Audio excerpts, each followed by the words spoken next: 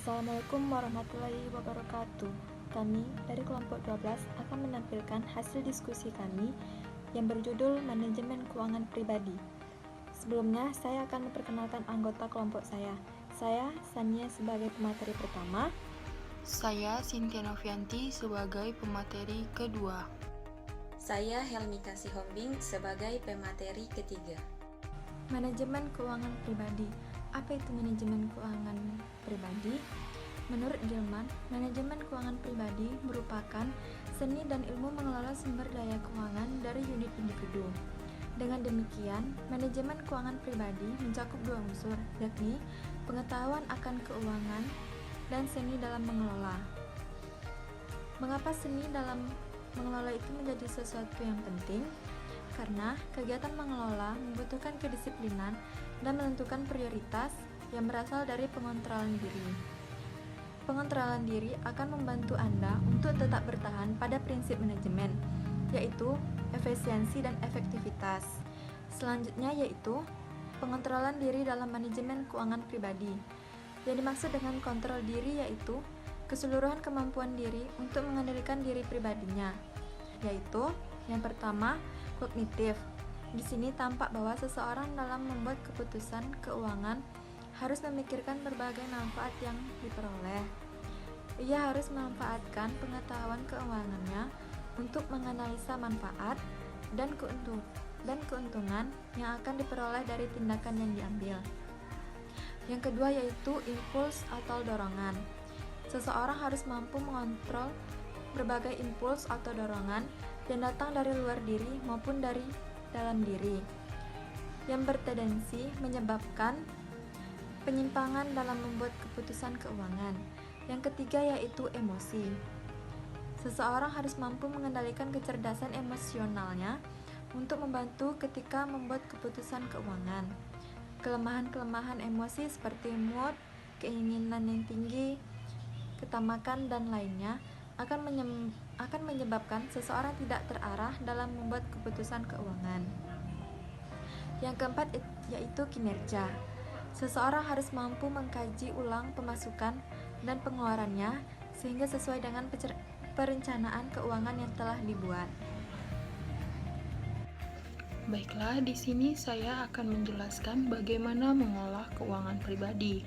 Menurut Warsono, pada tahun 2010 terdapat 4 ranah, yaitu yang pertama penggunaan dana, di mana sumber dana yang kita miliki harus digunakan secara tepat. Dan di sini pengalokasian dana terbagi menjadi 3, yaitu 70% dapat digunakan sebagai kebutuhan sehari-hari, 20% untuk ditabung, dan 10% untuk diinvestasikan. Karena 70% digunakan untuk konsumsi sehari-hari, maka diperlukan ketelitian dalam menghitung kebutuhan pribadi. Sementara 20% yang ditabung berguna untuk keperluan yang mendesak. Jika tidak digunakan, maka bisa dipakai untuk modal investasi. Sementara 10% berguna untuk investasi, di mana 10% ini tidak bisa langsung digunakan, tetapi ditabung terlebih dahulu untuk bisnis yang akan kita mulai. 10% digunakan sebagai investasi dan dapat direncanakan dengan matang, sehingga investasi tersebut dapat menghasilkan keuntungan di masa yang akan datang.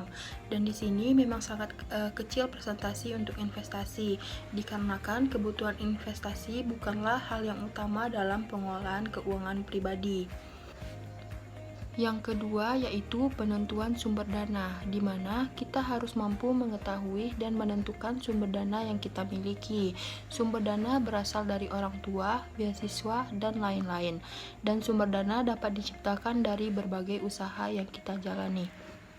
Yang ketiga yaitu manajemen risiko, di mana kita harus memiliki proteksi untuk mengantisipasi kejadian-kejadian yang tak terduga, seperti sakit dan kebutuhan mendesak lainnya. Maka dari itu, kita dapat mengantisipasi hal tersebut dengan cara mengikuti asuransi. Yang keempat yaitu perencanaan masa depan, di mana kita harus memiliki rencana yang matang dalam keuangan. Dan merencanakan masa depan, maka kita dapat juga menganalisa kebutuhan di masa yang akan datang. Selanjutnya, saya akan menjelaskan langkah-langkah mengolah keuangan pribadi secara praktis, di mana yang pertama, ketahui dan temukan sumber pemasukan.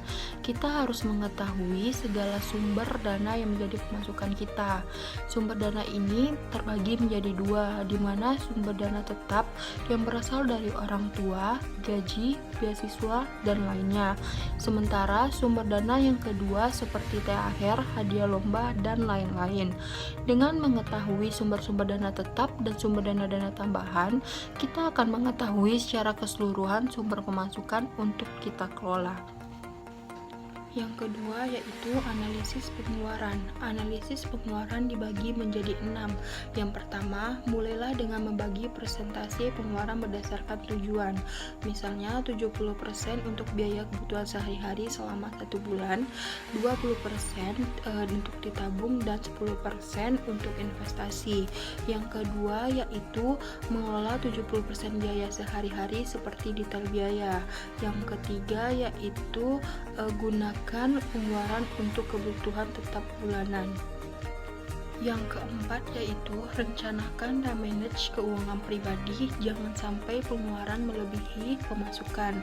Yang kelima, jika mendapatkan dana tambahan, maka simpanlah untuk bulan berikutnya. Yang keenam, pada saat akhir bulan, maka lakukanlah surplus pengolahan keuangan pribadi. Membangun hubungan yang logis dari kecerdasan emosi untuk menghormati uang akan membuat seorang wirausaha menjadi sadar bahwa uang dibutuhkan oleh diri sendiri dan orang lain. Uang membuat diri menjadi nyaman dan aman dalam menjalani kehidupan sehari-hari. Nah, selain itu, uang juga dapat dibutuhkan untuk menemukan cita-cita dan impian. Nah, wirausaha harus cerdas memimpin diri sendiri dan selalu mengendalikan uang agar uang dapat digunakan dalam memenuhi kebutuhan hidup wirausaha seumur hidup. Seperti yang dikatakan Michael Leboeuf, investasikan waktu Anda secara aktif dan uang Anda akan segera pasif. Itulah rahasia investasi yang paling terjaga di dunia. Rahasia itu begitu sederhana, begitu jelas, dan sangat jarang diperhatikan. Nah, dari situ kita mengetahui bahwa menjadi seorang wirausaha itu harus mampu memanfaatkan uang untuk kehidupan yang menyadarkan diri bahwa pola kehidupan yang sederhana dan tidak boros. Pemborosan akan mengurangi kemampuan untuk memberdayakan potensi wirausaha dalam membantu peningkatan keuangan pribadi wirausaha. Di samping itu, juga akan menciptakan dampak negatif di dalam usahanya. Nah, oleh karenanya, semakin seorang wirausaha mampu memberdayakan potensi dirinya bersama sumber daya keuangan wirausaha, maka semakin lancar dan kuat usahanya. Itulah hasil diskusi kami. Lebih dan kurang, mohon maaf. Wabillahi taufiq wal hidayah. Wassalamualaikum